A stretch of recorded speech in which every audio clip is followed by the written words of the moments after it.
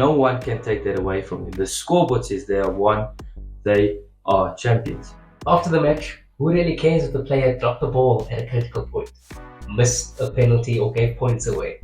If they came back, put points on the board to make them win the game, that's what really matters. Now don't misunderstand this. We aren't trying to excuse poor performance. A manager should always try to create an optimal performing team, always striving for improvement. When you think of a sporting game, fans celebrate each goal, they celebrate each red card for the opposing team, they celebrate each minute stat in sports like cricket or baseball. Every little stat has an impact. The fans celebrate it, the team celebrates it. There's still fanfare, there's still jubilation, even though they haven't won.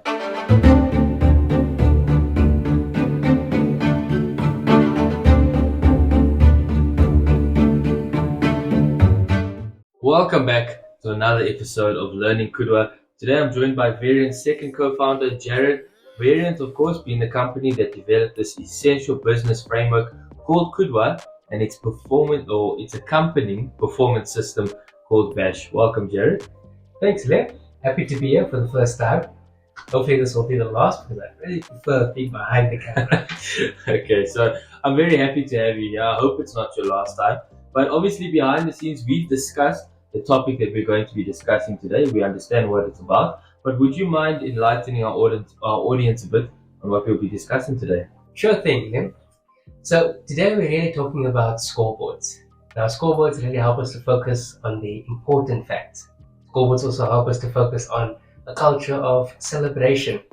Yes, this is really an awesome topic because this will help our managers to drown out the noise and really focus on what's important. Absolutely, 100%, Jared. Thanks for enlightening our audience a bit. So shall we get into it?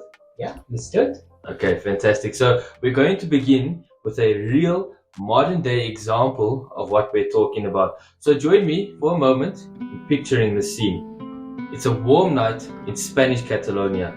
Two titanic football families emerge for a two-part battle in the Spanish footballing coliseum called the Camp Nou. I know you know about this one, Jared. Yeah. So it's a legendary location for a legendary evening. It's Barcelona against Liverpool in the semi-final of the UEFA Champions League.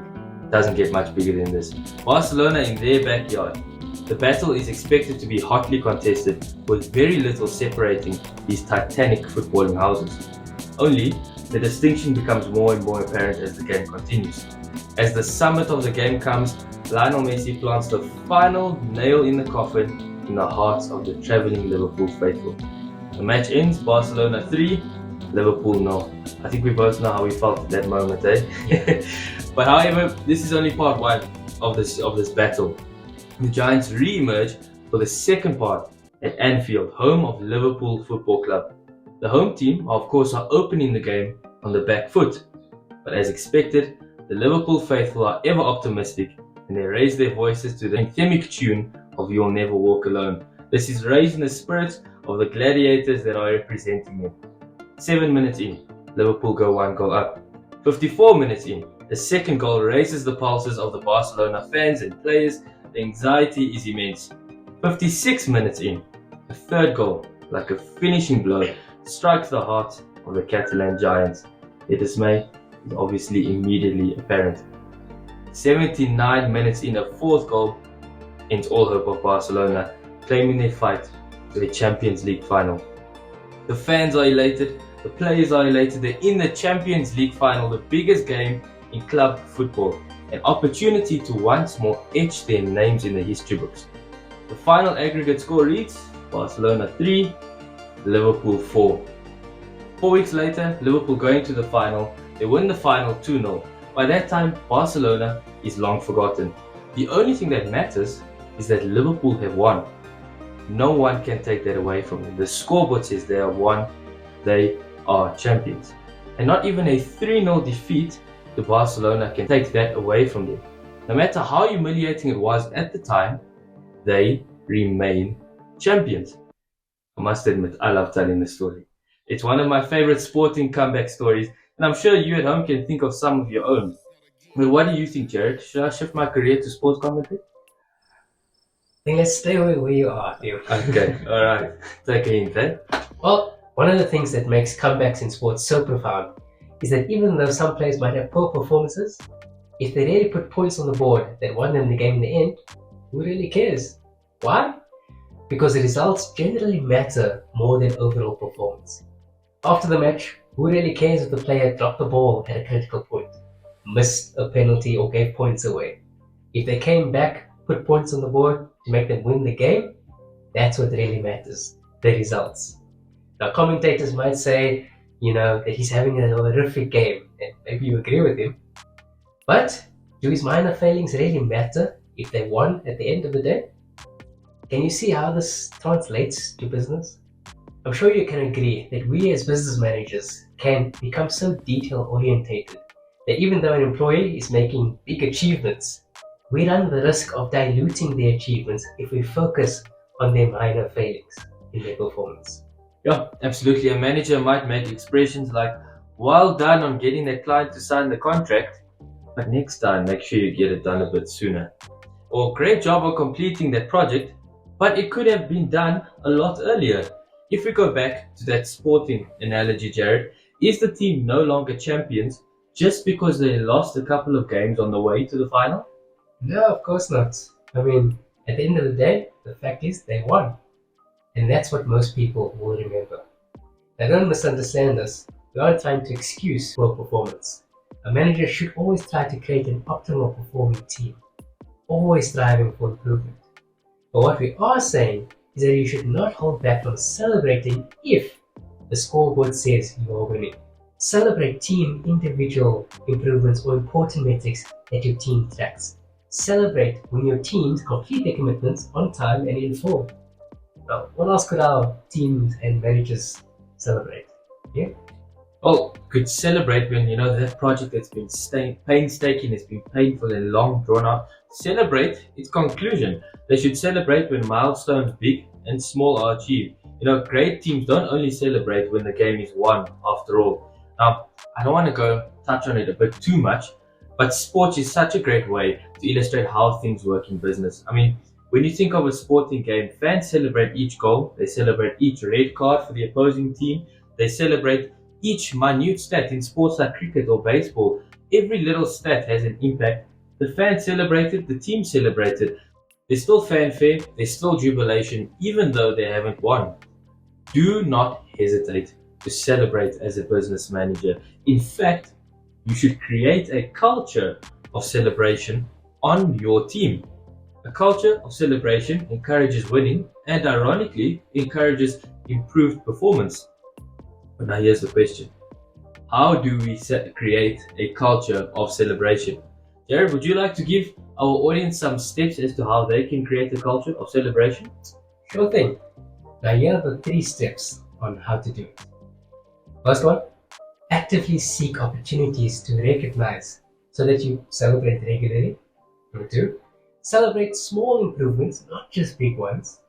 And then 3, look at the scoreboard and don't focus on the minor details. Simply ask, are we winning or are we losing? Yeah, thanks, Jared. So it's actively seek out opportunities to recognize and celebrate regularly. Celebrate small improvements, not just the big ones. And look at the scoreboard, not the minor details. Okay, fantastic. So likely, as we're talking here, there's a couple questions that are on your mind. 1, how do I structure the scoreboard for my team? And 2, how do we celebrate? So let's start with scoreboards. Why are scoreboards crucial to team performance and winning? Imagine a sports game where after 20 minutes the scoreboard suffers an outage and no one is able to see the score, know the score and then track the score. What would happen to the motivation of the team? The power of live scoreboards means everyone who is invested in winning remains energized. The scoreboard gives immediate feedback. Thus, players and coaches can make decisions and tactical changes on the fly as they come. If the player is not able to know their own contributions to performance, especially when they're isolated or not able or even allowed to communicate with the coach or management, they should be trained on how to make on-the-spot decisions based on the scenarios discussed in pre-match team talks and huddles, which we can kind of analogize to what we call BASH or our BASH system. Let's talk about your scoreboard design. Now, the best scoreboards are designed in such a way where coaches and players are able to see in an instant whether they're winning or losing, ahead or behind on their current performance trajectory. Remember the 60-second rule? If you cannot tell in under 60 seconds whether you're winning or losing, then your scoreboard design needs to be changed. Lastly, scoreboards must be simple. Now we can have a whole lot of different types of metrics in our scoreboards, such as KPIs, project tracking, recognition and celebrating data, culture data. But really the two pieces of information that we really need in our scoreboard is our goal, our BV, and our key results, what contributes towards our goal. And really our bash system is designed in such a way to focus on that crucial pieces of data. Yeah, absolutely. Eh? And the next question that might be on your mind for those of you at home is how to celebrate. How exactly do we celebrate as a team? Now, if you're going to be creating a culture of celebration, that means that you're going to be celebrating a fair bit more than most teams would. Now, it doesn't always require a big gesture or a massive event to create a culture of celebration. It really requires three things. Jared, what are those three things? Well, you need to recognize them, maybe in public or in private. It needs to include genuine appreciation, and your recognition really needs to be specific when you're celebrating them. Don't be vague. Now, these are only three things that are required for celebration. Whether it's having a private word with someone or making them aware of recognizing and appreciating their efforts, verbally recognizing their accomplishments in front of their team or in an ops meeting, or throwing an office party to celebrate the completion of a hard-slog project. Just make sure it fits the celebration brief of recognition, genuine and specific appreciation. Yeah, brilliant, eh? So in conclusion, remember managers, no one cares that Liverpool performed poorly in the first leg of the Champions League semi-final, but everyone remembers that they were champions that season, especially us. We will never forget that. Now, they got the points on the board despite a tumultuous journey, and they deserved to celebrate and to be celebrated. There were a lot of vital insights mentioned in this video, so please feel free to go back and rewind, take notes, share them with those on your team, with those in your family who might have businesses. Share the link with them as well, please, if you don't mind doing that. And don't forget to like, to subscribe, so that you can stay tuned to more of our Learning Kudwa content. If this kind of content is content that you value, that you appreciate, please feel free to watch our other content that's already been uploaded onto our channel. Jared, thank you for being on the show, and thank you all of you for watching.